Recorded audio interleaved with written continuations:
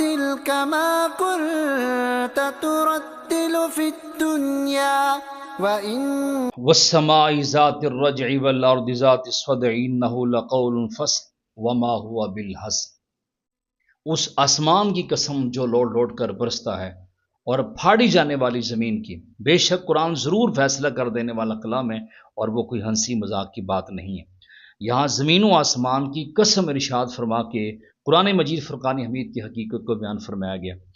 حضرت علی المرتضیٰ رضی اللہ تعالیٰ عنہ فرماتے ہیں، میں نے کریم آقا صلی اللہ علیہ وسلم کو یہ ارشاد فرماتے ہوئے سنا، فرمایا عنقریب ایک فتنہ برپا ہوگا۔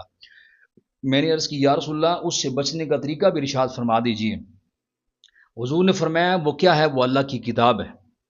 اس سے بچنے کا طریقہ کیا؟ فرمایا اللہ کی کتاب ہے جس سے تمہارے اگلوں اور پچھلوں کی خبریں ہیں، تمہارے آپس کے فیصلے ہیں۔ قرآن فیصلہ کن ہے، یہ کوئی مذاق نہیں ہے۔ جو ظالم اسے چھوڑ دے گا اللہ اسے تباہ و برباد کر دے گا، جو اس کے غیر میں ہدایت ڈھونڈے گا اللہ اسے گمراہ کر دے گا۔ یہ ان کے لیے بھی بڑا لمحہ فکریہ ہے جو قرآن کو چھوڑ کے وہ تاریخ پہ عمل کرتے ہیں، جو حدیث کو چھوڑ کے وہ تاریخ پہ عمل کرتے ہیں کہ تاریخ میں ایسا لکھا ہوا ہے۔